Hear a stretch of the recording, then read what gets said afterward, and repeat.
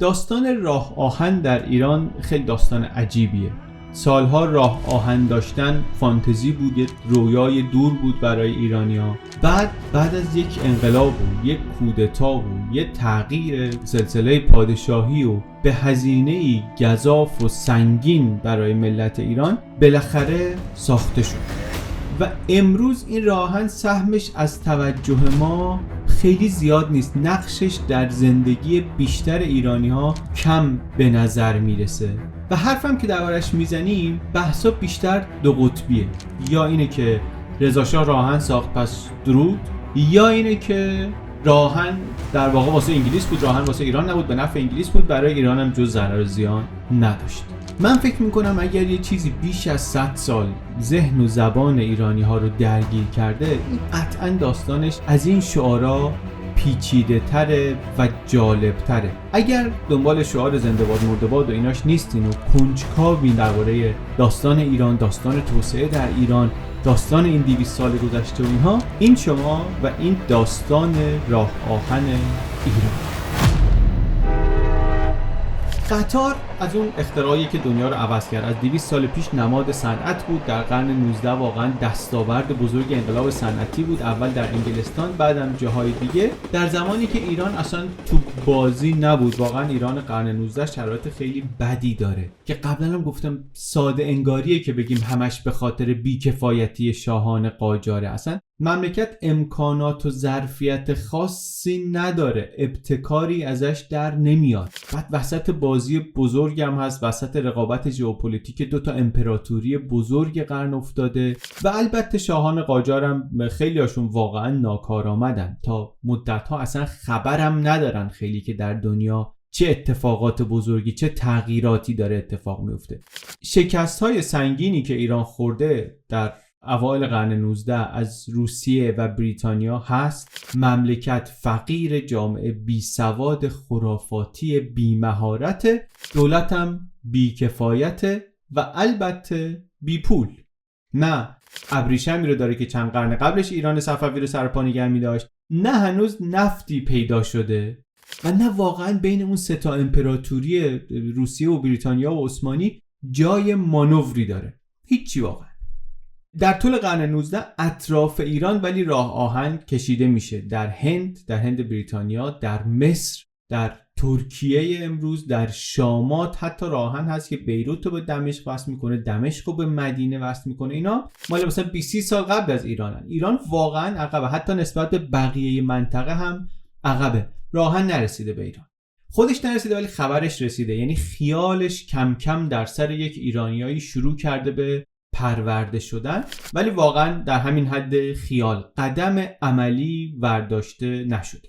در ایرانی که حالش چیه؟ فازش چیه؟ فاز حکومتش اینه که دنبال اینه که قوی بشه. فاز جامعه روشنفکران یه مقدار دنبال اینه که قوی بشه، به خاطر اینکه یادمونه دیگه عباس میرزا اول قرن وقتی که در مقابل روسیه شکست خوردن و با نماینده ناپلئون صحبت می‌کرد، اونا میگفت شما چطوریه که اونطورین ما اینطوریم؟ چرا شما خوب وضعتون ما وضعمون اینطوریه؟ خورشید که همون خورشیده که چرا ما اینطوریم؟ از همون موقع واقعا دنبال قوی شدنه و دنبال اون چیزی که ما امروز بهش میگیم توسعه. منتها نگاهشون به توسعه اینه که توسعه رو فن افزارش میبینن، تکنولوژی میبینن و از همه بیشتر هم اصلا عمدتاً تکنولوژی نظامی میبینن. خیلی این جالبه. بیداری ایران در برابر این واقعیت که ما عقب افتادیم با شکست نظامیه و توسعه رو پیشرفت کردن رو هم در این میبینن که پس ما از نظر نظامی بتونیم قوی باشیم، قوی بشیم. قوی شدن همونطوری نظامی دیده میشه. این خط هم اگه بگیری از همون 200 سال پیش دنبال میشه تا همین امروز هم هست، تنینش هست که قوی شدن یعنی نظامی قوی شدن. اون موقع البته اصلا دید برای اینکه نظامی قوی بشیم خیلیش برای اینه که دولت بتونه بر ولایات کنترل داشته باشه، چون نداره. برای اینه که بتونه تمامیت ارضی رو تضمین بکنه، بتونه در همه این ممالک محروسه اعمال حاکمیت بکنه، چون نمیتونه بکنه. واسه همینه که راه هم براش خورده جذابه. بهش اجازه میده که بتونه نیرو رو مثلا از مرکز، از تهران بفرسته به ولایات.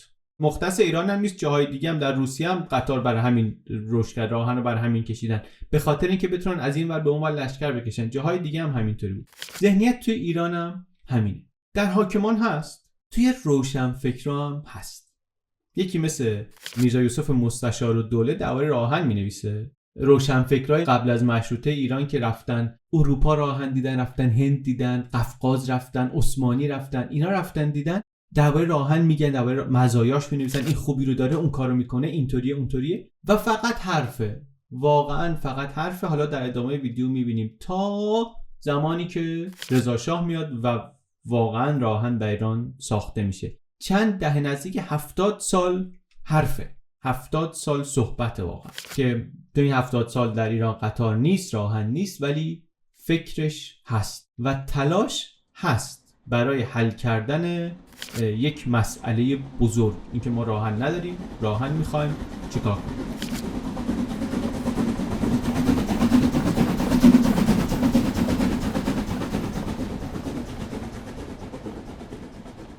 مسئله‌ای که خودش به نظر میرسه حداقل 4 تا زیر مسئله مهم میشه براش شمرد. 4 تا قفل باید باز بشه که بشه اصلا چنین سوالی رو جواب، چنین آرزوی بزرگی رو واقعیت تبدیل کرد. این 4 تا یکیش پوله، یکیش نهاد و سازوکار اینه که یک همچین پروژه‌ای رو اداره بکنیم، چون فقط پول نیست دیگه، حالا بهش میرسیم. یکیش دانش فنیه، دانش فنی و نیروی ماهری که بتونه این پروژه‌ای رو که پروژه صنعتی بزرگی اجرا بکنه، انجام بده. و یکی دیگه که برای ایران یه مقداری خاصش میکنه، رقابت ژئوپلیتیک قدرت‌های بزرگ، قدرت‌های استعماری، بازی بزرگیه که اینا نمیذارن. این 4 تا واقعا قفلای مهمی ان، مسائل سختی هستن برای اون کشور. وقتی میگیم پول، درباره مملکتی داریم صحبت میکنیم که درآمد پایدار نداره.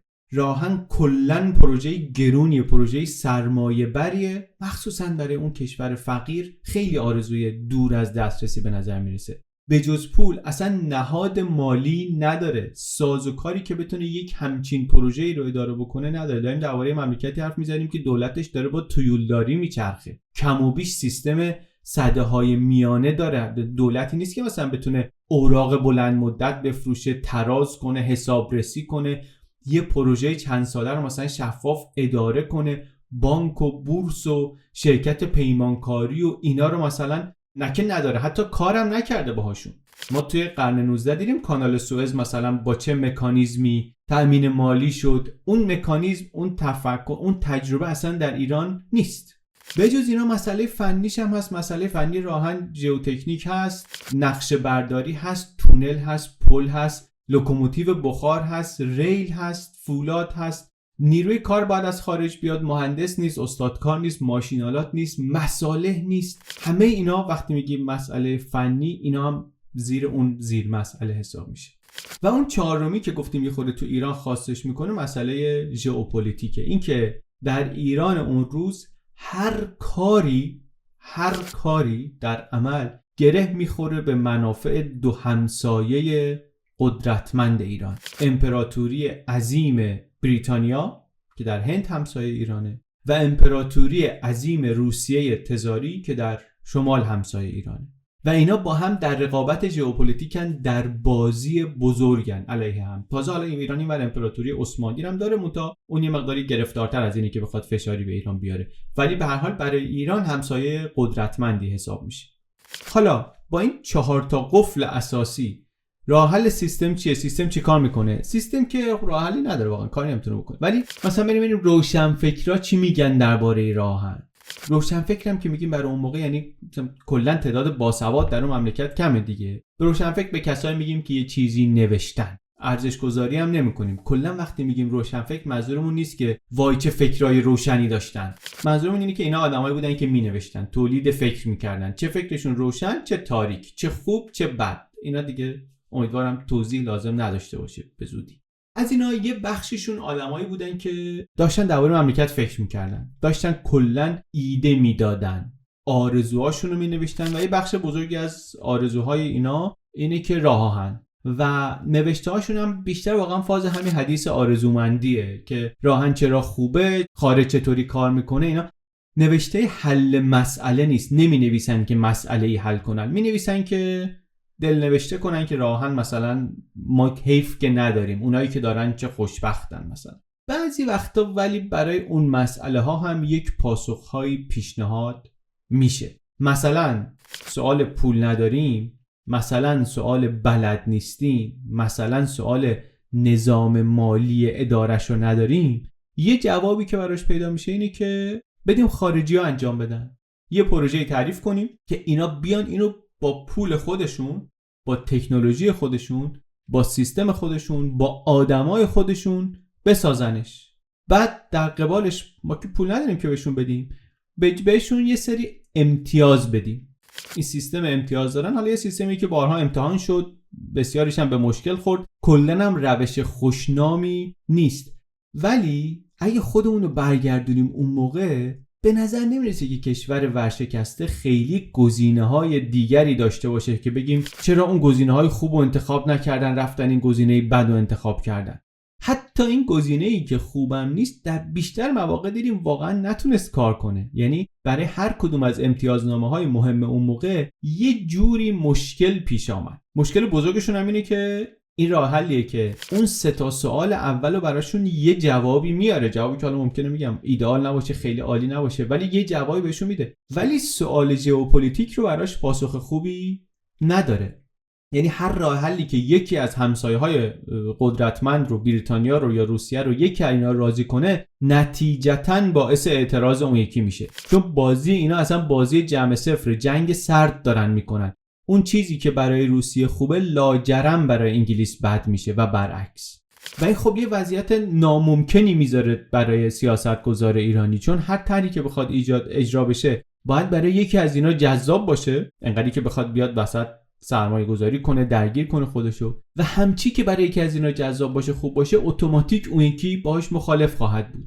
روسیه‌ای که در هر دو طرف دریای کاسپیان راهن داره، به جز چشم‌داشت سرزمینی احتمالی دنبال این هم هست که راهنش رو به بندرهای ایران نزدیکتر بکنه، دوست داره یه پروژه های در ایران اجرا بشه. ولی اون پروژه هایی که انگلیس خوشش نمیاد. انگلیسی که به جز نفت در ایران میخواد در ایران از هند بتونه دفاع کنه، در بازی بزرگ در همین آسیای میانه و ایران افغانستان دنبال اینه که نذاره روس‌ها به هند برسن، زمینی نرسن، دریایی هم نرسن، و ایران رو تنها کشوری میبینه که روسیه میتونه ازش دریایی به هند راه پیدا کنه. براش مهمه که راهن اگر تو ایران میاد یه طوری نباشه که در این زمینه ریسک بده، دسترسی بده به روس‌ها، یه وقتی یه روزی به خلیج فارس. نتونه روسیه نیروی نظامی بیاره تو ایران، نتونه راه رو ببنده. اینو توی داستان امتیازنامه ها میبینیم. موازنه این دوتا قدرت با هم دیگه، این یکی از مهمترین کارهای شاه مملکته. تمام دوره ناصری، بعدن دوره مظفری، بعد از این که البته حالا شاهو قانع میکنن که راه آهن چیز خوبیه، چون اول نپذیرفته بود، بعد هی تعریف کردن و بعد بردنش خارج و سوار قطار کردن و اینا، و فهمید که خوبه. تو عثمانی دید، جاهای دیگه دید، فهمید که بله اینطوری، و قطار حمل و نقل رو چنین کرده و فلان و اینا، و ناصرالدین شاه بالاخره پذیرفت که نه، راهن خیلی خوبه، بریم برای پروژه راهن سراسری. سراسریش هم مهمه، چون حالا میگم چند تا پروژه کوچیک دیگه شروع شده بود که البته عمدتاً اونا هم کامل نشده بود، ولی یه چیزایی شروع شده بود و ساخته بودن. ولی بعد از اینم که اینا رو میسازن، تمام مسئله شاه حالا اینه که چطوری اینا رو با هم موازنه کنیم. موازنه بسیار سخت و اینطوری که میبینیم غیر ممکن، در واقع ممکن نشد، هیچ وقت ممکن نشد.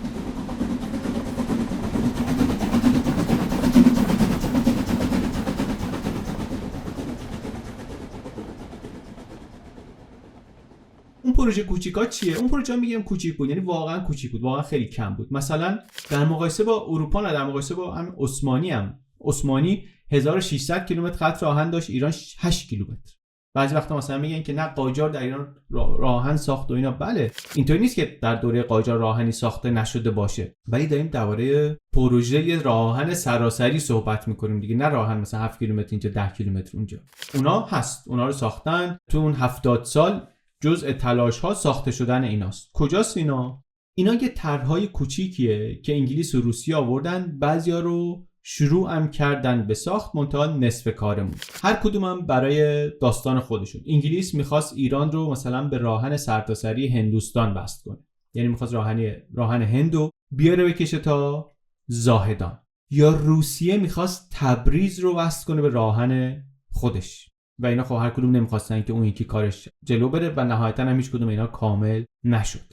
یه تیکه راهن معروف ولی هست که اون موقع کامل شد، ماشین دودی معروفه که از تهران میره شابدالعظیم. قطار بهش نمیشه گفت خیلی، ولی بالاخره یه چیزی بود که رو ریل میرفت دیگه و اسبم نمیکشیدش. دنباله یکی از همین طرحهای شکست خورده هم بود. در واقع گفتن به روس و انگلیس ندیم، نمیشه، کار نمیکنن و اینا، و دادن یه بلژیکی از رشت تا تهران راه هم بکشه. اونم باز انگلیس و روسیه نذاشتن، تهش گفتن تو بیا به جاش خط تهران شابدالعظیم رو بسازی. یه بخشی رو خودش سرمایه آورد، یه بخشش هم اوراق فروخت. اون اوراق هم باز بیشترش رو یه روسی خرید. از بلژیک و روسیه اونا ریل آوردن و یه جایی که اون موقع بیابون بود، الان جنوب تهران حساب میشه، ایستگاه ساختن و خط رو کشیدن و اون ماشین دودی بهش میگفتن شد اولین قطار ایران که صحبت 1878. ناصرالدین شاه سفر دومش هم رفته و بیسمارک هم دیده و اروپا رو دیده و برگشته و الان دیگه مثلا 10 سال پیش قطار براش خیلی چیز تازه‌ای نیست، اونطوری هیجانشو نداره، ولی به هر حال قطار رو میخوان راه بندازن، افتتاحیه خط هم میندازن عقب تا شاه برگرده. و بعد اتفاقی که اینجا میفته این مقدار اتفاق عجیبیه، یه اتفاقی که ذهنیت مهمترین شخص ایران رو نشون میده نسبت به چیزی که آرزوش رو داره. ناصرالدین شاه تا اون موقع هرچی قطار دیده بود اطرافش خوشگل بود، قشنگ بود، سرسبز بود، اروپا بود، یه تصویر قشنگی تو ذهنش داشت از قطار. آوردنش اینجا برای افتتاح ماشین دودی، اینو دید خورد تو ذوقش، دید خب من هرچی سوار شدم اونجا دورش قشنگ مردم اروپایی، اینجا دور و بر همه ایرانیایی که من همیشه میبینم، خسته و فقیر. و بعد اون شرکت بلژیکی اومده بود ایستگاه رو مثلا خوشگل کرده بود، پرده زده بود، پرچم ایران زده بود، مثلا شکوه و عظمت بهش بده، ولی واگونا بیشتر مثلا به کالسکه میزد تا واگن اروپایی. خلاصه از مجموع وضعیت تو و بیرون و اطراف و اینا خیلی سلطان صاحب قران خوشش نمیاد، خود پنچر میشه این وضع رو میبینید.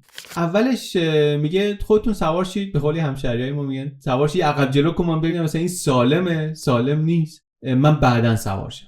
بعد انگار میگه مثلا رئیس نظمیه بشینه اون بر دست راننده که این وقت تون نره و میشینه و با سرعت زیر 20 کیلومتر در ساعت یه قطار سواری میکنه که هیچ شباهتی به تجربه هایی که در اروپا داشته نداره. اینو بقیه اونایی هم که فرنگ رفتن قطار دیدن میفهمن. اون رعیتی هم که اونا رو ندیده چیزی که میبینه شبیه کالسکه است که فقط زنون مردونش جداست، 3 تا کلاس واگن مختلف داره، قیمت بلیتاش فرق میکنه با هم و یه سری راننده و کارمند فرنگی داره. این فرنگی بودن اینا، خارجی بودن اینا این مقدار مشکل ایجاد میکنه. مشکلات قطار البته واقعا مشکلات نمادینیه، به این معنی که بهش که فکر کنیم خیلی چیزا میگه به نظرم بهمون. یه سری آدم‌ها هستن که جمع میشن سر قطار که داره راه میره سنگ میزنن بهش. بعضی میگن قطار تو ایستگاه که هست مثلا سنگ نمیزنن، راه که میره سنگ میزنن. مثلا راه میره فکر میکنن که خطرناکه یا فکر میکنن میشه بهش سنگ زد، وایساده ترسناکتره، نمیدونم، سنگ میزنن. هنوزم البته خب هستن بعضیا که سنگ میزنن. بعضیا میگن که شاید چون خارجی و اینا توش بوده سنگ میزده، ولی این سنگ زدن یه داستانیه که یه خورده عجیبه ولی هست. یه واقعی هم اتفاق میفته که بعد نشون میده که مشکل با قطار واقعا فقط این سنگ زدنان نیست.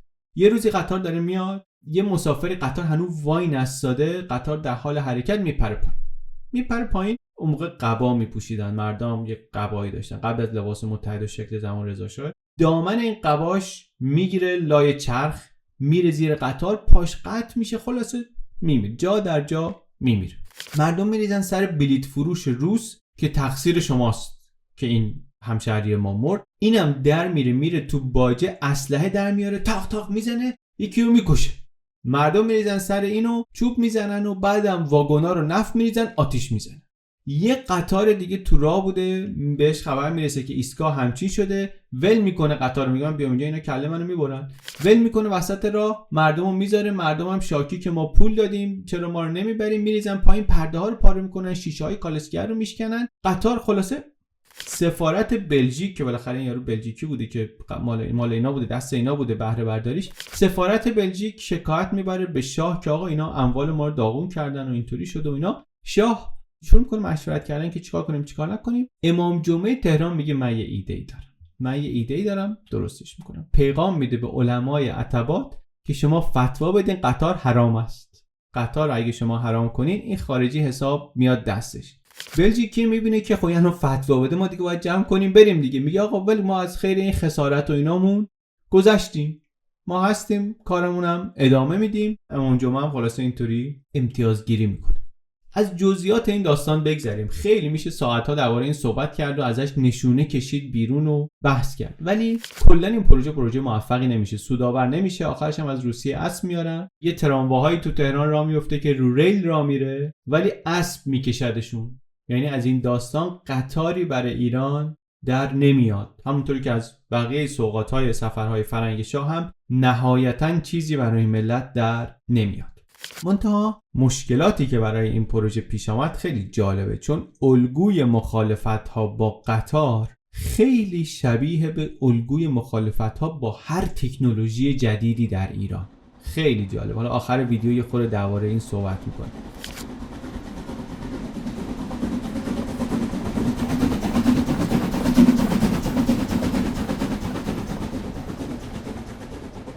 یکی دیگه از این پروژه‌های کوچیکی که شکست می‌خوره پروژه راهن امین‌الضربه. این چرا مهمه؟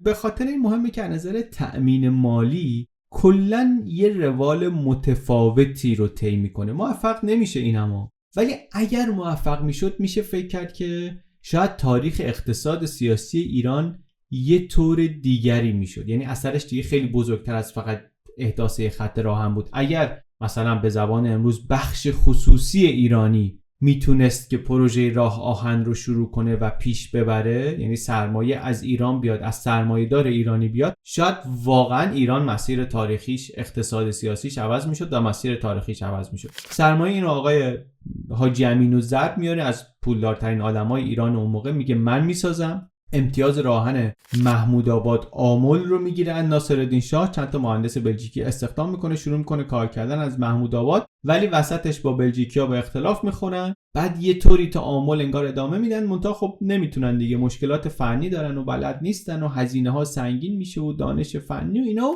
خلاصه نمیشه. یعنی مدل احداث راهن با سرمایه‌دار ایرانی هم به جایی نمیرسه. یه زوم اوت اینجا بکنیم. ما قبلا یه ویدیو درباره راهن ساختیم که چطوری جاهای مختلف دنیا راهن رو ساختن. اونجا دیدیم مثلا تو آمریکا هم بخش خصوصی ساخته بود راهن، یعنی دولت تشویق کرده بود، دولت لینکلن تشویق کرده بود، ولی با سرمایه خصوصی ساخته شده بود. منتها همونجا هم گفتیم که اجرای همچین پروژه‌ای، البته در اون سطح و ابعاد، انقدر پیچیده بود که براش کلی چیز تازه اختراع شد.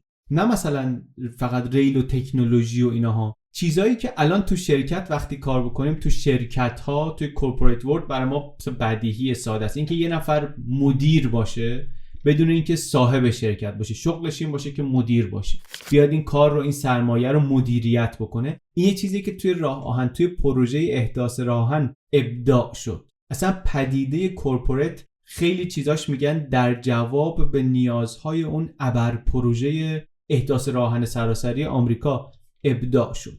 حالا اون البته راهنی که اقیانوس اطلس رو وصل میکنه به اقیانوس آرام، این راهنیه که محمود آباد رو وصل میکنه به آمل، قابل مقایسه نیست با البته معذرت از داداشای خطه سرسبز مازندران. ولی میشه تصور کرد که اصلا یه همچین سازوکاری، فکری، ایده های چقدر از ذهنیت و عادت های مثلا بازاری ایرانی، تاجر ایرانی اون موقع دوره. یعنی فقط مسئله این نیست که مثلا بگیم داشت میشد ولی نشد. خیلی عجیب بود اگه میشد، ولی واقعا از اونایی که اگه میشد چی میشد، منتها نشد. این نشد. مدلی دیگری هم بود، مدلی که با جدیت بیشتر و پرسر و صداتر شروع شد. اشاره هم کردیم زودتر، مدل امتیازنامه‌ای. امتیازنامه ها از یه زمانی دیگه جدی شروع میکنن دنبالش رفتن. چند تا پروژه مختلفه که میرن و البته اینا هم همه ناموفقن. بعضیشون اصلا شروع نمیشه، بعضیشون اجرا شروع میشه، یه مقدارم انجام میشه، بعد ول میشه. و معروف ترینش و شاید بدنام ترین امتیازنامه تاریخ ایران، امتیازنامه رویتره. براش میرن اول سراغ یه بابای خوش راهن انگلیس رو ساخته بود، اون خوش وارد ماجرا نمیکنه. ایده اینه که کلا بریم انگلیسی‌ها رو بیاریم وسط. انگلیس هم دنبال نبوده که مستقیم بیاد سر کار، مثلا با روسیه سرشاخ بشه و اینا. هزینه هم داشته براش و البته اونقدی هم صرف نداشته، یعنی اونقدی منافع نبوده توش که مثلا بگیم میارزیده که بیان و سرشاخ بشن با روسیه و چیکار کنن اینا. ولی خلاصه ایران همچنان میخواد که یه انگلیسی رو بیاره. صدر اعظم ایران میره یه بیزنسمن انگلیسی رو پیدا میکنه به نام رویتر. این راه آهنساز نیست، سرمایه داره و توی دنیایی هم هستیم که مثلا کانال سوئز با معجزه سرمایه خصوصی درست شده و اینا همه دیدن که چه ابر پروژه هایی رو میتونه یه سیستمی خارج از دولت مثلا اجرا بکنه. اینا هم فکر میکنن که خب اگه مثلا مدرن شدن یه تیکه‌ای داره که میشه خریدش، ما ممکنه بتونیم بریم بخریمش دیگه، پول نداریم ولی خب میتونیم امتیاز بدیم بریم بخریمش. رویتر هم میبینه اینا خب خیلی اشتیاق دارن و بعدم فکر میکنه که خب ما اگه بتونیم مثلا یه راهنی اونجا بسازیم هندو به اروپا وصل بکنیم، دولت انگلستان هم براش خیلی جذابه و میاد وسط.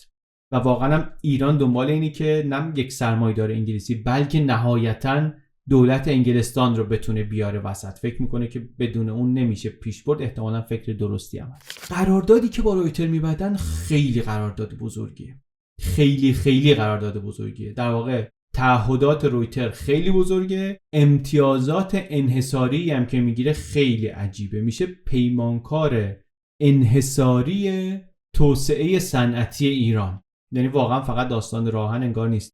ساخت راهن هست از مثلا احتمالاً بوشهر تا انزلی، ولی چطوری میگن که همه زمینا رو دولت ایران، زمینای دولتی خصوصی همه رو دولت ایران در اختیارش بذاره، نیروی کار رو هم بهش بده، امنیتش رو هم تأمین کنه، مالیات هم ازش نگیره، هزینه‌ای هم نگیره. در طول دوره امتیاز عواید همه معادن ایران، همه منابع ایران، همه جنگل‌های ایران، روی زمین، زیر زمین، عواید یعنی سود پروژه‌های توسعه‌ای دیگه ایران از تلگراف، ارتباطات، حمل و نقل شهری، نساجی، درآمد گمرک، همه مال رویتر باشه. امتیاز تأسیس بانک، چاپ اسکناس، حق این که پول ایران رو از نقره عوض کنن به طلا، همه اینا مال رویتر باشه. خیلی داره امتیاز میده. و در مقابل 20% از سود خالص راه آهن و 15% از سود بقیه این مونوپولیا رو رویتر بده به ایران و پول سفر بعدی شاه رو به فرنگ هم بده. واقعا قرارداد عجیبیه و آدم ممکنه فکر کنه دیگه اینجا همه چی رو دارن میدن و اینا، ولی خب اینم اجرایی نمیشه. کار ما نیست که بریم توی این که چرا اجرایی نمیشه. کلی کتاب و مقاله و اینا دربارش هست، خیلی هم گونه است. یعنی هم اسکوپش خیلی بزرگه و هم مخالف زیاد داره. با اینکه رشوه هم زیاد گرفته بودن طرفای ایرانی توش، ولی مخالف زیاد داره دیگه. همه چیو دارن میدن به یه نفری که به قول آدمیت سرمایه‌دار معتبری هم نیست. به قول شبنامه‌های منتشر شده در تهران یهودی هم هست دیگه. اینم باعث مخالفت دیگه است. علما مخالفت میکنن که ای وای این اگه بیاد از زیر شاه عبدالعظیم رد بشه چی میشه، فرنگی بر ما مسلط بشه چی میشه. روسیه مخالفت میکنه طبیعتاً که همچین چیزی به یک انگلیسی برسه که دیگه نمیشه. و یه بار تو داستان سفر شاه به فرنگ یک کمی قصهشو گفتیم، جاهای دیگه هم هست. دولت ایران اشتیاقش بهش زیاده، ولی این خیلی زیاده دیگه، واضحه از این چیزایی که دارن میدن، ولی حتی این اشتیاق هم کافی نیست. تجربه رویتر میشه تجربه ناکامی که بسیار مهمه به نظرم، چون نشون میده که میل ساختن راهن انقدر قویه که حاضرن براش این همه هزینه بدن و نشون میده که خب امکاناتش رو ندارن و نشون میده تدبیرش رو هم ندارن. تدبیر زیادی میخواد اداره کردن. روسا میگن خب نمیشه که انگلیس تا انزلی بیاد تا دم درای ما بیاد. خود تزار تو سفر ناصرالدین شاه میگه این کار شدنی نیست، ما خیلی مخالفیم. و تو نشدن این به نظر من مهمتر از این که حالا ببینیم اون امتیازنامه چرا نشد و اینا، نکته‌ای که وجود داره اینه که بفهمیم که اون موقعی که شد چه کار بزرگی بود. یعنی ارزش اون فرصت تاریخی رو که بعداً در ایران فراهم شد بیشتر و بهتر متوجه بشیم. در زمان رضاشاه وقتی که روسیه بعد از انقلاب اکتبر از صحنه سیاست ایران مدتی غایبه، این فرصت فراهم میشه که بشه یک چنین کاری کرد و البته تدبیرش هم هست، ارادش هم هست. حالا جلوتر دربارش صحبت میکنیم. یه طوری که قبلا واقعا نبود. ترکیب این ایده و تدبیر و اراده و شرایطی که 70 سال نبودنش باعث میشه نشه و بعدن اون موقعی که میشه باعث میشه که بشه. قدم قدم میرسیم به اونجا.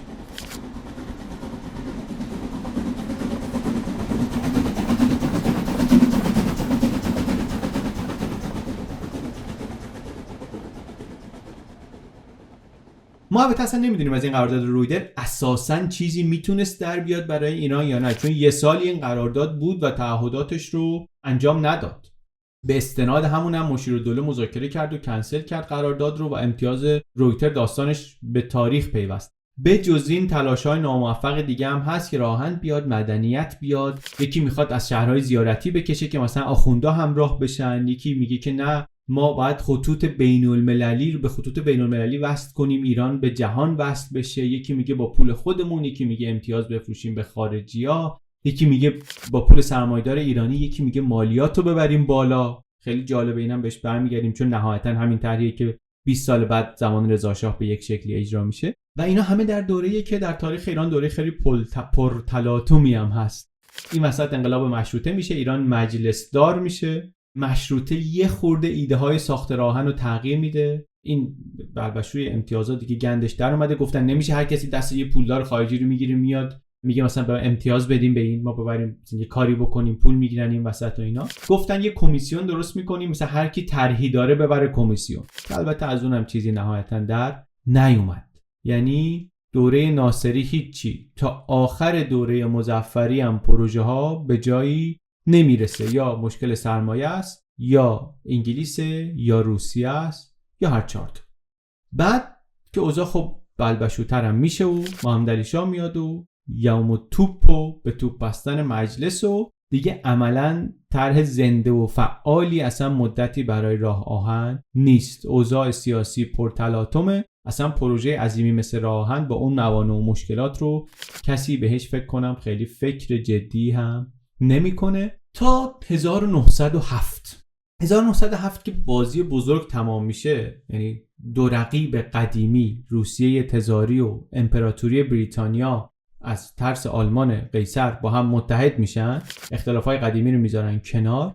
یه خورده شرایط در ایران عوض میشه، یه خورده که یعنی خیلی شرایط در ایران عوض میشه، چون که اینا اختلافات رو چطوری گذاشتن کنار؟ با تقسیم ایران. یعنی وقتی که با هم بد بودن، خب بدبختیش واسه ما بود که نمیتونستیم هیچ کاری بکنیم، راه هم بکشیم، هزار تا کار دیگه نمیتونستیم بکنیم چون اینا هر کسی نمیذاشت که اون یکی کار بکنه. وقتی هم که با هم خوب شدن، باز دوباره فاکتورش اومد واسه ایران رو نشستن تقسیم کردن، گفتن صفا باشه، با هم مخالفت نکنیم، بتونیم علیه آلمان متحد باشیم. چطوری صفا باشه؟ خط بکشیم، ایران رو نقض کنیم که دیگه دعوا نکنیم با هم دیگه.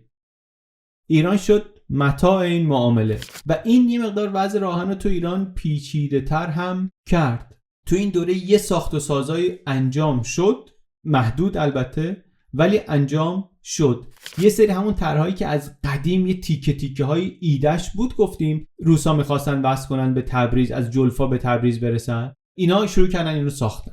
این دفعه از طریق بانک استقراضی که خودشون تأسیس کرده بودن، یعنی یه فرد نیامد بالا سر کار، یه نظام بانکی اومد سر کار. قرار بود که به جز اون خط اصلی تا بندر شرفخانه کنار دریاچه ارومیه هم ببرن که البته خورد به جنگ جهانی اول و حالا میگم داستانش چی شد. ولی من این تیکه‌اشو که داشتم میخوندم دیدم نگاه کن، دریاچه ارومیه نه تنها بندر داشته، 100 سال پیش اصلا اساسا توش کشتیرانی برقرار بوده، کشتی میومده میرفته، کلی آدم روی کشتی ها توی اسکله ها و اینا کار میکنن، شاید تا خیلی بعدش هم کار میکنن، من نمیدونستم. بگذاریم چطوری میگذاریم واقعا ما از این چیزا؟ سخت.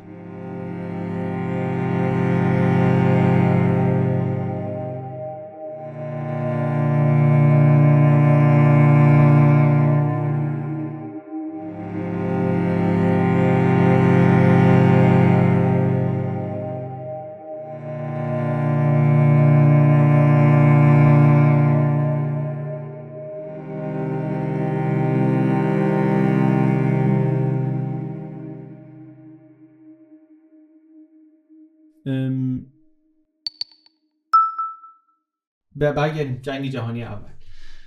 یه بار ما تعریف کردیم که جنگ جهانی اول، ما قبلا وقتی مثلا صحبت میکردیم جنگ جهانی اول یا میشنیدیم، میگفتیم که جنگ جهانی اول خب مثلا ترور سارایوو قیصر ویلهلم آلمان، مولتکه، جنگ کانال ها، اینا. الان ولی میفهمیم که جنگ جهانی اول دریاچه ارومیه هم یه بخششه، یک صحنه ای از جنگ جهانی اول در دریاچه ارومیه است. تبریزم برای پروژه در دست ساخت راهن تبریز جلفا اصلا شروع جنگ جهانی اول وقتی که لشکر عثمانی، ارتش عثمانی حمله میکنه به ایران. حمله پر از کشتار شدید، کشتار، تخریب، آتش زدن، خراب کردن، غارت کردن.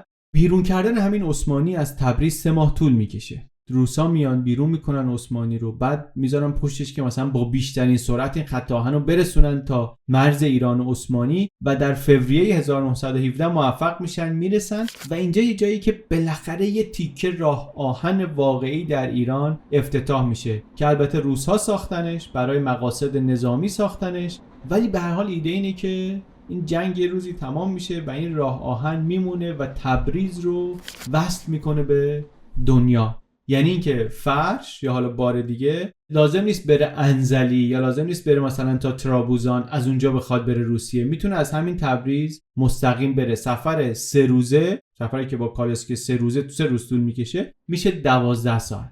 یه فیلم خبری 4 دقیقه‌ای هم هست از اولین ورود یک قطار از تبریز به جلفا.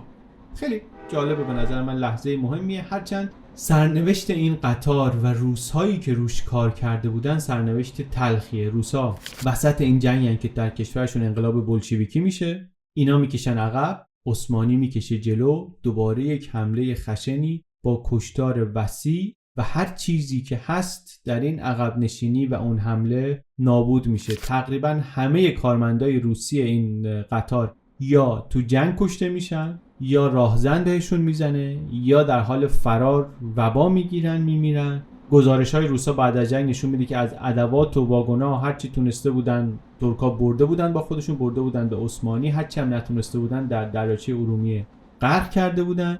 یه دونه لوکوموتیوی رو فقط انگار یک کارمند زرنگی، یک کارمند ایرانی زرنگی برمی‌داره، یه قطعاتی ازش در میاره، قایم میکنه زیر خاک که اینو ترکا فکر کنن که به درد نمیخوره و نبرن با خودشون، و همینم جواب میده نمیبرن. بعدن ایشون برمیگرده با یک لطایف الحیلی واقعا راه میندازه دوباره این لوکوموتیو و میاره تبریز. لینکشو میذاریم تو توضیحات، داستانشو ببینید، یا شاید تو کامنت ها بذاریم داستانشو بتونید بخونید. کلا ولی خلاصه این جنگ جهانی اول اون چیز کمی رو هم که ساخته شده بود بعد از چند دهه خراب میکنه. نهایتا البته این خط تبریز جلفا دوباره بازسازی میشه و امروز هم هست و کار میکنه و اینا، و یادگاریش برای ما بجز اینکه حالا اولین قطاریه که آمده ایران اینا، یه سری کلمات مربوطه به قطار هم هست که اینا به مناسبت همین خط با همین خط از روسی آمدن تو فارسی. و جالب این که چون این کلمات توی خودرو هم کاربرد دارن، همون روسیشون موند و ما استفاده میکنیم یا حداقل استفاده میکردیم تا وقتی که معنی داشت. ساسات یا مازوت یا ترمز، اینا یادگار اون خطن، از زبان روسی آمدن و چون اون خط روسا کشیدن وارد صنعت راهن ایران شدن و بعدم اومدن توی داستان ماشین و خودرو.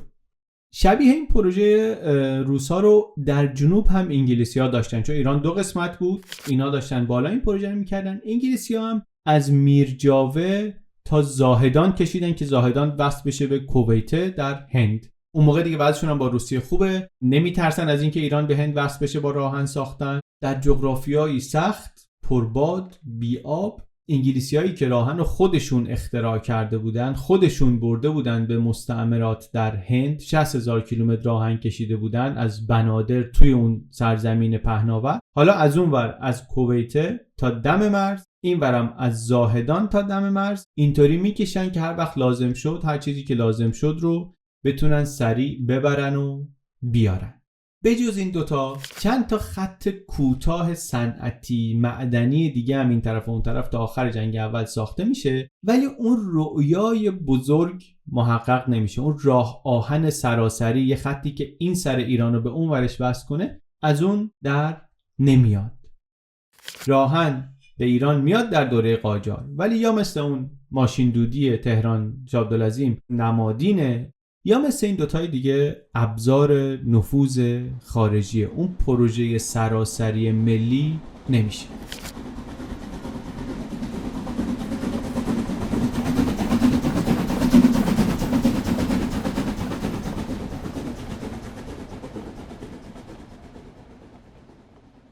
تا اینکه جنگ تمام میشه، کشور آشفته است. اون نیروهای خارجی که چند دهه مزاحم بودن یا مثل روسیه از ایران رفتن بعد از انقلاب بولشویکی، یا مثل انگلستان تغییر سیاست دادن در غیاب اون رقیب قدیمی و این یک پنجره فرصت خیلی نادری در ایران باز کرده. قبلا دیدیم برای اون 3 قفل دیگه برای ساختن پروژه راهن سراسری ایران گفتیم 4 قفل اساسی داشت. برای اون 3 قفل دیگه ممکن بود بالاخره یک کلیدی بشه پیدا کرد، یه راه حلایی باشه، ولی این قفل 4 نفوذ روس و انگلیس یه طوری بود که اساساً انگار غیر ممکن میکرد این کار رو، باز شدنش غیر ممکن بود. حالا این خود به خود باز شده بود و تو این دنیای جدید در ایران کم کم شخصیت جدیدی میاد بالا و دوره تازه‌ای شروع میشه، دوره‌ای که یه نظرهای ادامه همون دوره قبلیه. یعنی بعد یه مدتی میبینی رجال، شخصیت‌ها اینا خیلی هاشون هستن و مهمن و همون آدمان اصلا در سطح دوم و اول و دوم و اینا، ولی از یه نظرهای کاملا متفاوته. نهادهای جدید، خاندان جدید حکومتی، ولی از همه مهمتر،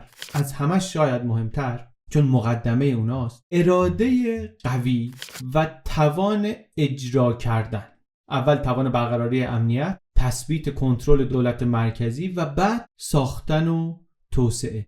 اینا تازه است و این وسط یه پروژه خیلی مهم برای رضا شاه میشه راهن سراسری. راهنی که الان دیگه 70 سال حرفش هست، دیگه تکنولوژی نوعی حساب نمیشه. اطراف ایران همه خیلی‌ها دارنش. تو ایران حمل بار هنوز عمدتاً با قاطر و شتر، همونطوری که 20 سال پیشش تو سیاحتنامه ابراهیم بیگی هم نوشته بود، قبلنش هم همون بود.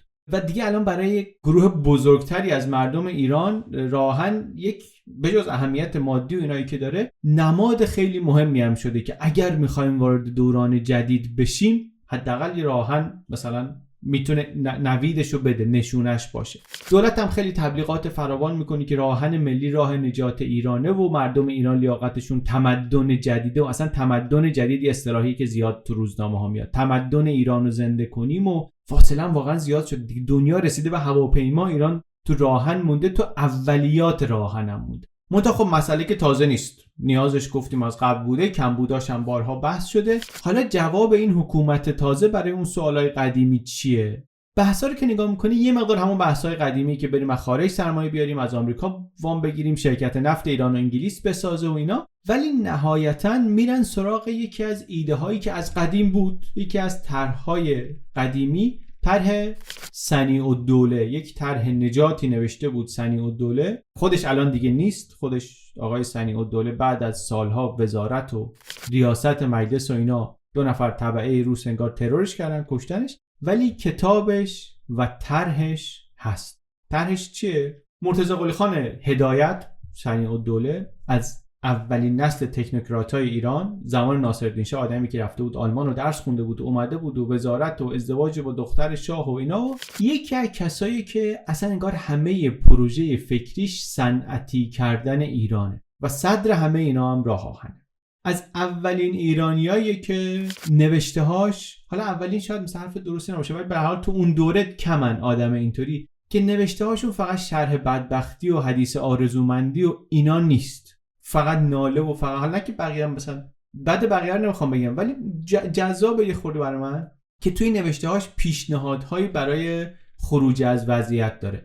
کاشف السلطنه هم یه مقدار اینطوریه، صنیع‌الدوله هم اینطوریه. مثلا میگه که 1 سال بعد از مشروطه یک کتابچه‌ای می‌نویسه به نام راه نجات و میگه که اصلا راز مملکت داری، خیلی جالبه، میگه راز مملکت داری همین یک فقره است که باید در مملکت تولید ثروت نمود.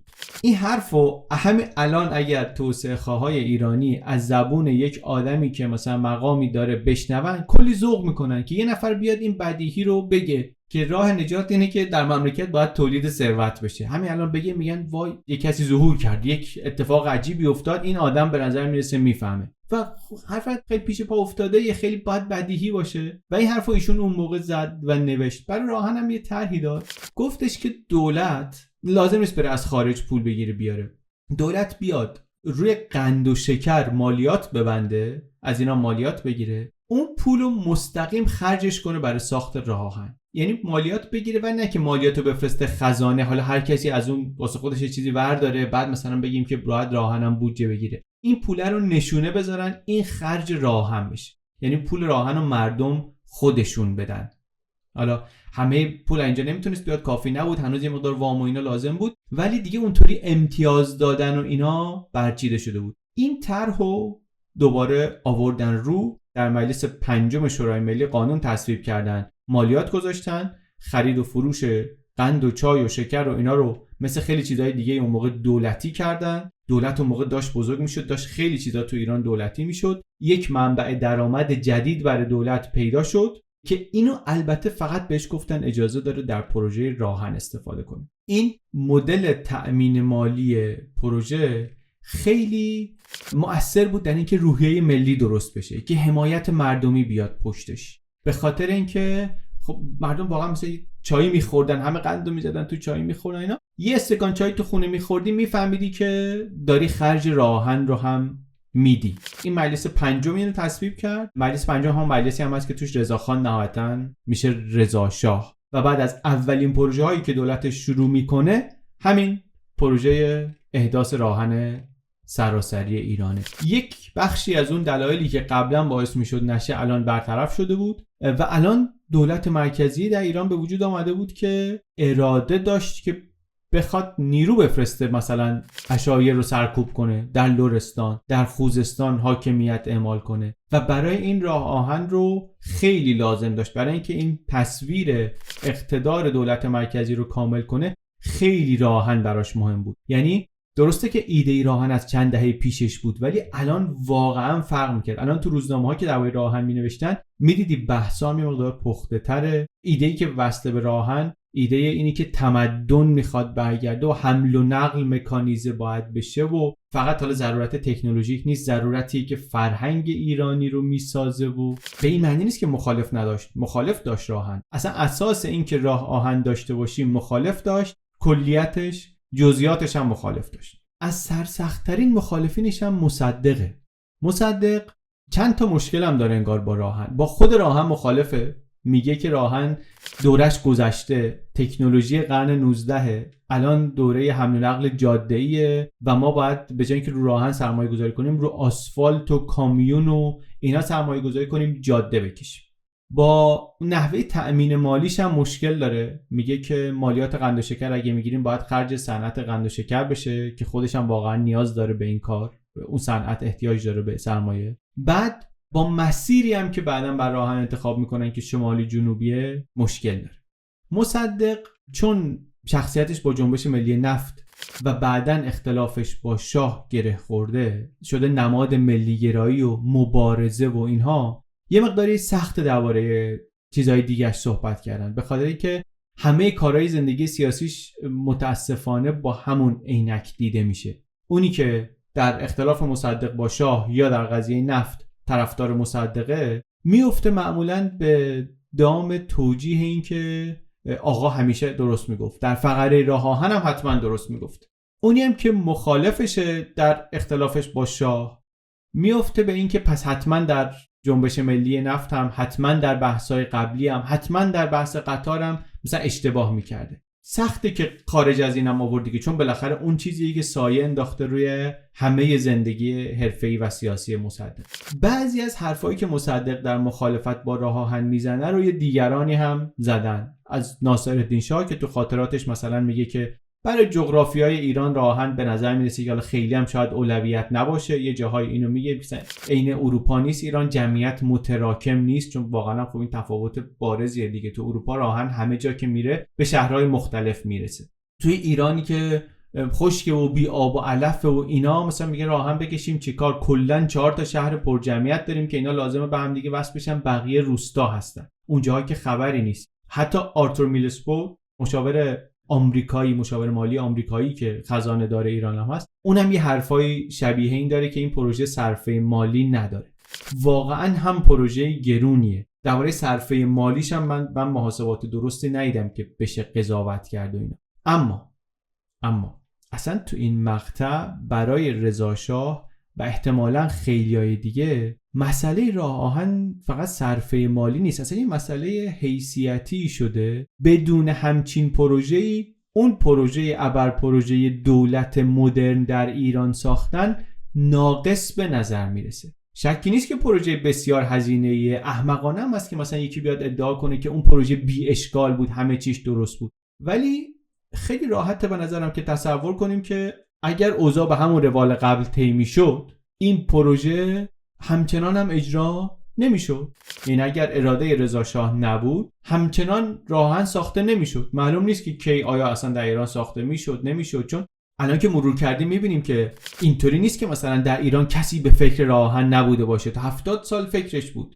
حتی اینطوری نیست که ایده‌ای که رضا شاه برای راه آهن آخرش اجرا میکنه ایده تازه‌ای باشه. ایده تأمین مالیش قبلا بهش فکر شده بود. ایده مالیات قند و شکر رو صنیع‌الدوله داده بود که از رجال مشروطه بود، رئیس مجلس اول مشروطه بود، ولی همه اینا باعث نشد که این اجرا بشه. اینا نشد تا زمانی که اراده سیاسی آمد و زمانی که شرایط اجازه داد. منظور ولی این بود که خلاصه بدون مخالف نبود. مخالفت‌هایی بود، منتها اینا زورشون به موافقه نرسید. همین رفت برای اجرا خیلی سریع این بار مراحل طی شد. دولت شروع کرد با شرکت‌های انگلیسی و آلمانی و دانمارکی مذاکره کردن و رفتن برای ساخت.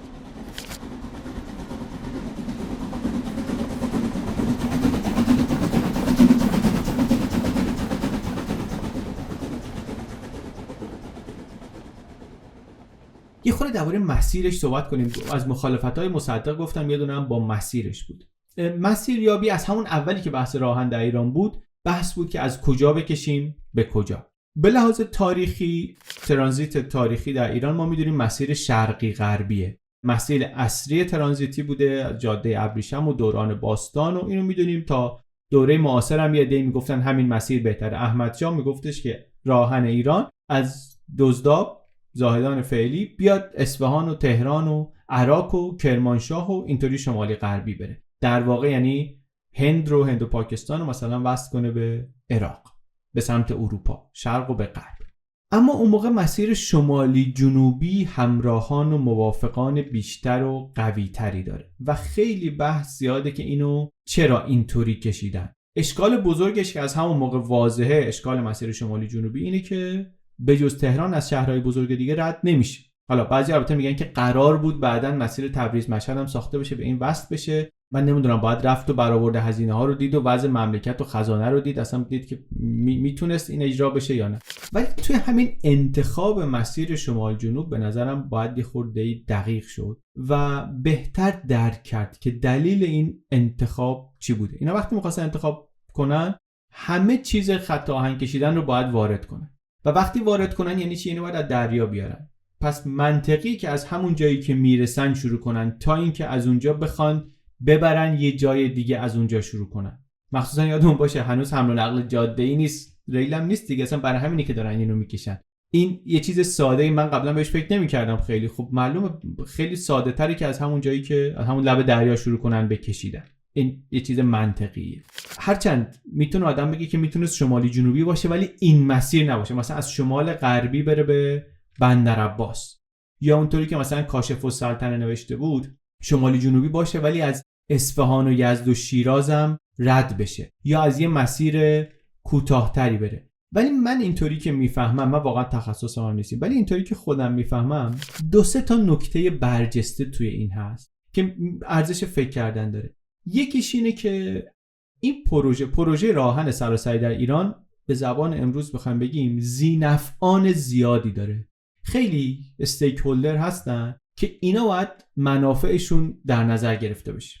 تازه از این نظر الان وقت خوبیه، به خاطر اینکه روسیه نیست، بعدش هم مثل اواخر قاجار هم نیست که مملکت خانخانی باشه، مثلا هر کسی واسه خودش یه چیزی بخواد، چون راهن پتانسیل اینو داره دیگه، از هر شهری رد بشه انقلابی تو اون شهر میشه. راهن میخوان بکشن تلگراف باید بزنن، کارگر و مهندس و اینا میان، بهداشت میخوان پس بهداری باید بیاد، مردم بومی کار پیدا میکنن، ساخت و سازیه، یعنی هر کسی دوست داره که تو منطقه خودش این اتفاق بیفته. اگه حکومت مرکزی نباشه، مثل زمان قاجار باشه، هر جا واقعا حکومت خودش باشه، بحثات خیلی عجیبی خواهد شد. الان نیست اینطوری، استیک‌هولدرها محدودن. یه دولت، یه ارتشه که در واقع جفتش تقریبا میشه اراده یه نفر، اراده رضا شاهه، و انگلستانه.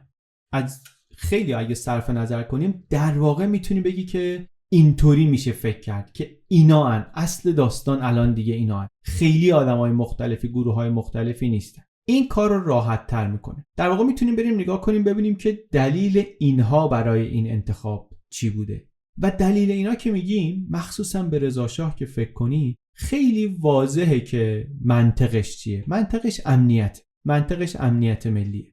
برای دولت توی اون منطقه کجا اهمیت استراتژیک داره که حمل و نقل بهش سریع بشه؟ دولت اون موقع فکر حمل و نقل و کالا و تجارت و اینا هست، ولی اصلش امنیته. رضا شاه دنبال اینه که بتونه از خوزستان محافظت کنه. خوزستان صندوق ثروت مملکته. ارتش رو وقتی رضا شاه قبل از اینکه پادشاه بشه بندر ترکمن میخواست لشکر بکشه، خوزستان میخواست لشکر بکشه، یادشه که چقدر دسترسیش سخت بود. لشکر کشی به اونور زاگرس چقدر مشکل داشت. برای همین اصرار داره که اینا تو مسیر باشن. اصرار داره. بریتانیا هم هست. بریتانیا اون موقع متحد روسیه نیست دیگه. بریتانیا دشمنشه، میخواد دسترسی به شمال ایران داشته باشه. بریتانیا هم منافعی داره و حتما اینجا نظری داره. ولی نگاه دولت به زبان امروز بخوایم بگیم، چون این یه جور پروژه توسعه‌ایه که امنیت توش اولویت بالایی داره، خیلی خیلی امنیتیه بهش. رضا شاهی که قبل از پادشاه شدن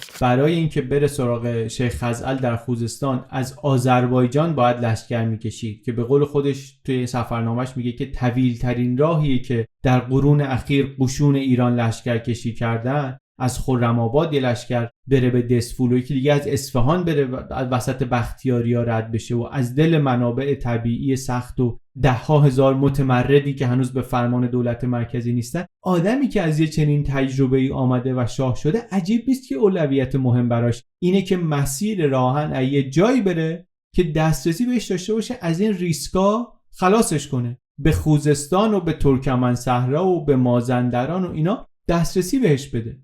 اینه که طرح اول میشه این که از بندر گز در شمال شرق تا خرموسا در جنوب بره. بعد رفتن دیدن اینا سرتر خط عمقشون کمه، نمیشه ساخت و ساز کرد، رفتن از بندر شاپور، بندر امام خمینی فعلی، به بندر شاه، بندر ترکمن. استدلالم اینه که بله اهداف نظامی داریم.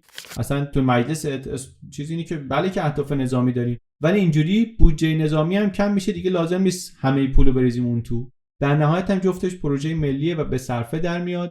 و البته که انگلستان هم منافعی داشت و ملاحظاتی داشت در این پروژه و این مسیر رو ترجیح میداد. منتها این حرفی که بعدا خیلی تکرار شد که راه آهن اساساً برای منافع خارجی ساخته شد، به نظرم اشتباهش فراتر از اینه که بگیم مثلا یک اشتباهی در یکی دوتا فکته. نشون از یک نگاه اشتباهی داره که آسیبش برای ما و برای کسی که تاریخ میخونه و علاقه به تاریخ داره یه خورده زیاده. ما دوست داریم واقعا از این نگاه خیلی با یک زاویه ثابت و خاص به همه چی نگاه کردن پرهیز بکنیم و اینجا هم داریم سعی میکنیم همین کارو بکنیم. از زاویه‌های مختلف نگاه کنیم، شرایط رو ببینیم، متوجهیم که این برای کیا نفع داشته، داریم میبینیم که ذی‌نفعان این پروژه الان خیلی کمن و طبیعیه که منافع ذی‌نفعان اصلی این پروژه باید تأمین بشه. اگر نمیشد این پروژه شدنی نبود، همونطوری که قبلا هم نشده بود.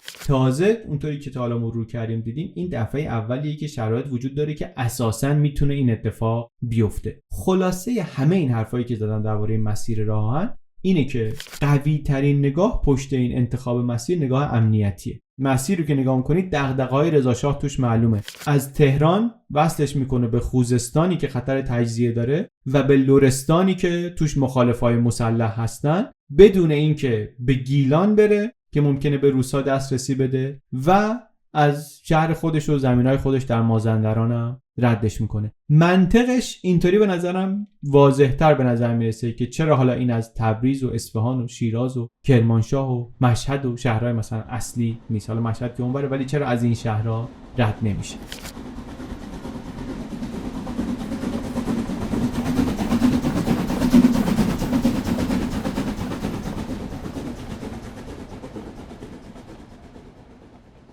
یه بخش زیادی از این ویدیو رو ما گذاشتیم برای تلاش‌های ناکام 70 ساله برای اینکه این رویای ایرانی رو محقق کنن. بی دلیل هم نبودیم که این کارو کردیم. می‌خواستیم مرور کنیم همه موانعی رو که بیشتر از نیم قرن جلوی این پروژه رو گرفته بودن نگاه کنیم که بفهمیم ارزش اون پنجره نادر تاریخی که باز شده بود و روسیه توش نبود، دخالت و نفوذش در ایران اونقدر نبود، چقدر زیاده.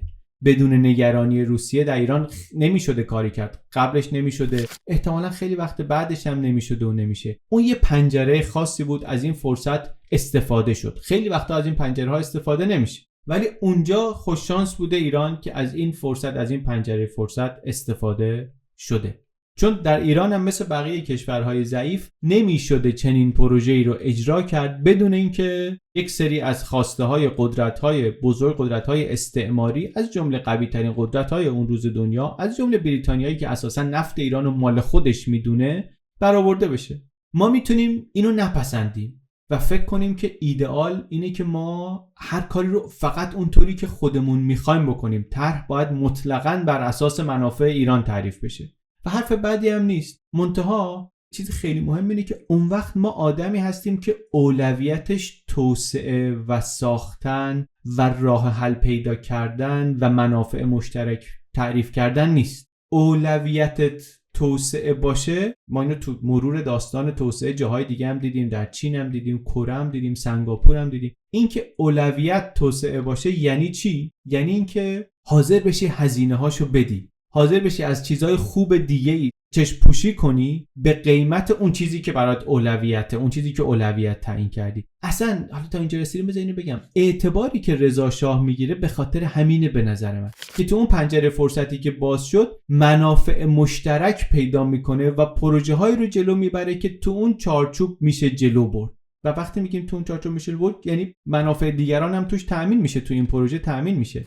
هنر سیاستمدار اینه که بتونه با گروه‌های دیگه منافع مشترک درست کنه، نه اینکه وایس سر منافع خودش و بگه برای اینکه به کس دیگه منافع ندم من حاضرم که هیچ کاری انجام نشه، چون اگه این کار انجام بشه دیگری هم ممکنه منافع ببره، مثلا من بعدن جواب تاریخو چی بدم. این به نظرم یه چیزی که خوب بهش فکر کنیم. ما چی برامون مهمه؟ ما اگه توسعه برامون مهمه یعنی باید حاضر باشیم که یه جاهایی از یه چیزهای دیگری که برامون مهم هستن ولی اولویت یک نیستن چشم پوشی کنیم برای اینکه به اون چیزی که اولویت یکمونه برسیم.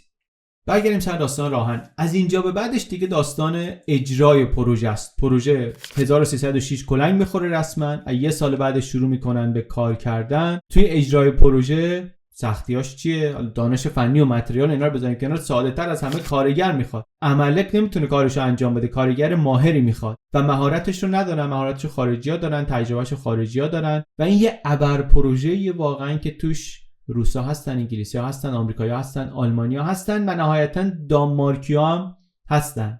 آمریکا چطوری میاد؟ آمریکا رو بهش نگاه میکنن میگن که خب اون الگوی خوبیه برای ایران، چون اونا هم راهن که کشیدن، از این ساحل تا اون ساحل کشیدن، از اقلیم‌های مختلف رد شدن، میلسپا هم که هست و خلاصه پای آمریکایی‌ها باز میشه در یک کنسرسیومی که 3 شرکت آلمانی توشن، یه دونه آمریکایی توشن.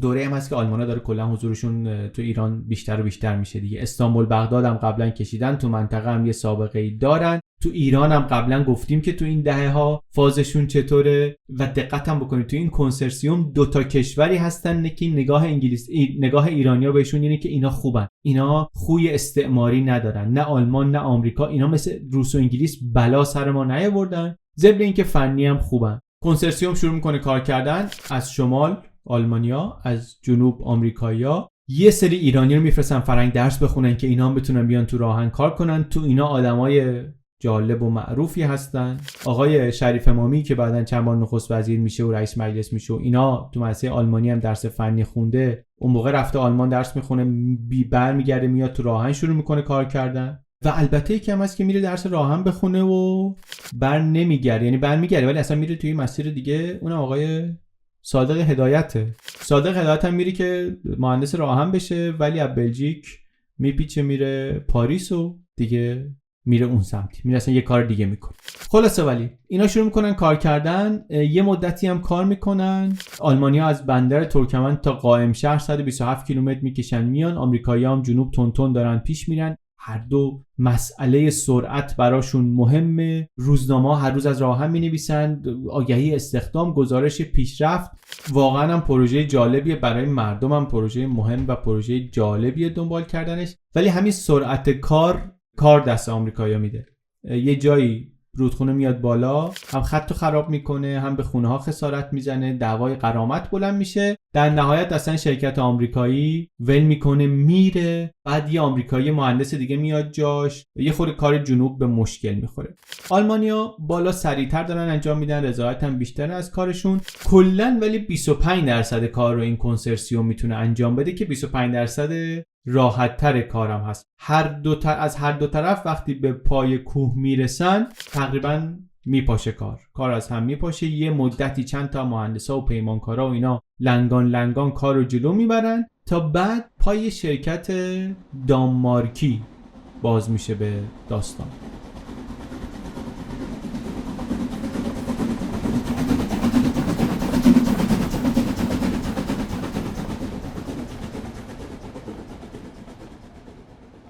یک شرکت دانمارکی که در ترکیه هم کار کرده میاد و نهایتاً یه بخش بزرگی از راهن سراسری ایران و این شرکت نسبتاً گمنام دانمارکی انجام میده، با مهندسایی که البته از کشورهای مختلفن، با تجربه‌ای که خودش از جمله در ترکیه داشته.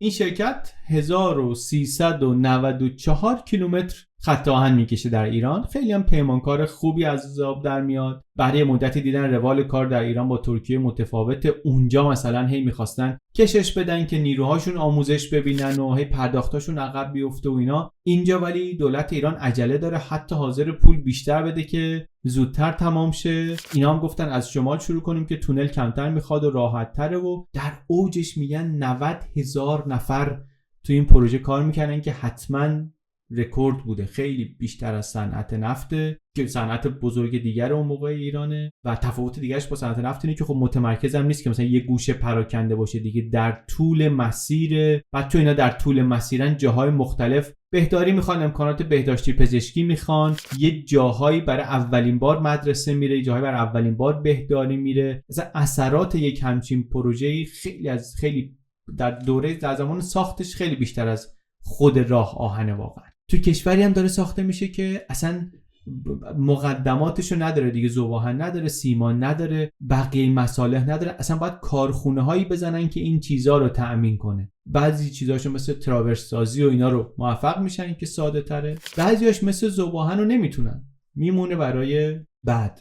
برآوردا اینه که پروژه کلا حدود 500 میلیون دلار هزینه داشت. 6 ساله قرار بود تموم شه، 11 سال طول کشید. ولی نمادی بود از انقلاب زیرساختی که بالاخره داشت در ایران با تأخیر اتفاق می افتاد. بعدن اون تیکه از البرز رد شدنش هم کامل شد که از سری از خوشمنظره ترین مسیرهای راهن ایران هم شد اونجا دیگه. راهن ایران هم از البرز رد می شد، هم از زاگرس رد می شد و نهایتاً خلیج فارس رو وصل می کرد به دریای کاسپیان. یه ویدیوی ما هست، یه ویدیو داریم که شما میتونید پادکست بی پلاس رو گوش بدی، یکی از اپیزودا رو گوش بدی و همزمان یک از این قطار رو بشینی و سفر کنی، بری منظره های مخصوصا عبور از البرز رو ببینی. خیلی من خودم این ویدیوها رو خیلی دوست دارم. اونم ویدیو قشنگی دیگه، هم پادکست رو میشنوی هم یه سفری انگار داری با قطار میکنی.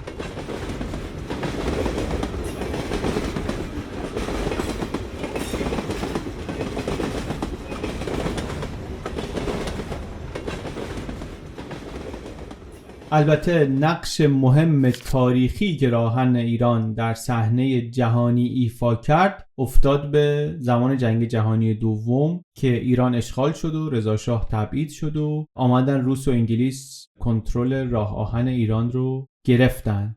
توی راه آهنی که اون موقع 3000 نفر کار میکردن 3 سال بعد 40,000 نفر مشغول بودن و تو اون سالا بیش از این که به درد مردم ایران بخوره یکی از مسیرهای مهم بریتانیا بود برای اینکه به متحدش اتحاد جماهیر شوروی کمک برسونه. دوباره متحد شدن هر دو علیه آلمان و اینطوری که معروفه راه آهن ایران شده بود پل پیروزی متفقین. البته حالا ما درباره اینم بعداً توضیح دادیم، توی ویدیوی پایان رضا شاه توضیح دادیم که چقدر حرف دقیقی هست و چقدر نیست. راه آهن سراسری کلاً ولی برای ایران پروژه خیلی گرونی شد، یعنی پولشو ملت ایران دادن. از این نظر واقعاً یک پروژه ملی، شاید اولین پروژه ملی ایران حساب میشه. راه آهن ایران رو آلمانی‌ها نساختن اونطوری که معروفه، هزاران کارگر و مهندسی ساختن که خیلی هاشون هم ایرانی بودن، از جاهای دیگه دنیا هم بودن. پیمانکار اصلیش هم که کار خیلی خوبی هم انجام داد یک شرکت دانمارکی بود که خیلی ما بهش فکر نمی کنیم که دانمارکی‌ها ساخته باشن، ولی پیمانکار اصلیش اینا بودن. و به نظرم حیفه که ما درباره سازنده هاش خیلی چیزی نمیدونیم و موضوع ساخت راه آهنم بیشتر برامون جبهه همون مرده‌باد زنده‌باد معمولی خودمونه. 3 مهندس دانمارکی خاطراتشون از این پروژه نوشتن، هیچ کدوم اینا به فارسی ترجمه نشده. ما البته خوششانسیم یه فیلمای مستندی از پروژه هست، همون کنسرسیوم آلمانی آمریکایی مستندسازی کردن، هم اون شرکت دانمارکی.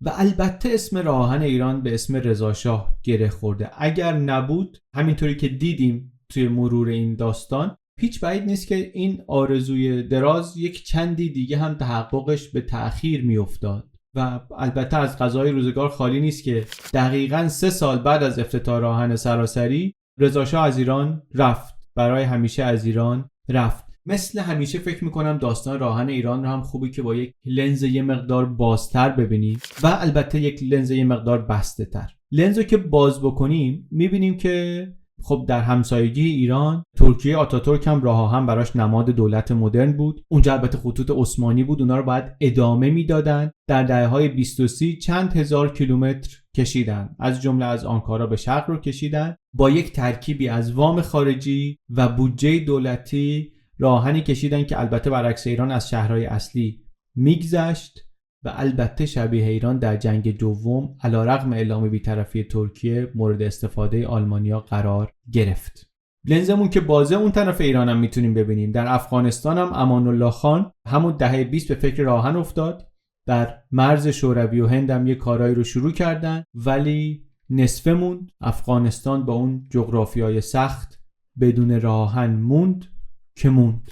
لنزو که باز کنیم میتونیم تصور کنیم که سرنوشت ما هم میتونست شکل‌های دیگری پیدا کنه و میتونیم این رو هم بیشتر درک کنیم که این کار واقعاً مسئله‌های مهمش چطوری حل شد. مخصوصاً چیزی که بر من باز خیلی جالب بود تأمین بودجهش بود. من در تاریخ ایران سراغ ندارم پروژه دیگری رو که با این روشی که اصطلاحاً بهش میگن ایر مارکینگ تأمین مالی شده. ایر مارکینگ یعنی تو گوش گاوا مثلا علامت میزنن که این مال این کاره، بگن در این درآمد دولت مشخصاً باید خرج این کار بشه. این کار رو تو کشورهایی که مخصوصا نظام فدرالی دارن میبینیم بعضی وقتا، چه طرحهای کشوری چه طرحهای ایالتی، روی یه درآمدی نشونه میذارن که این فقط فلان جا میشه خرجش کرد، به جای اینکه همه درآمدا بره تو خزانه. اونجا هر سازمانی که مثلا نیازش بیشتره یا زورش بیشتره بتونه از این منابع مشترک تا جایی که میتونه بکشه بیرون. چون این کار بکنن برای پروژه های بلند مدت چیزی نمیمونه. ولی اینو جاهای دیگه میکنن. تو آمریکا برآورد مثلا 30-40% بودجه دولتی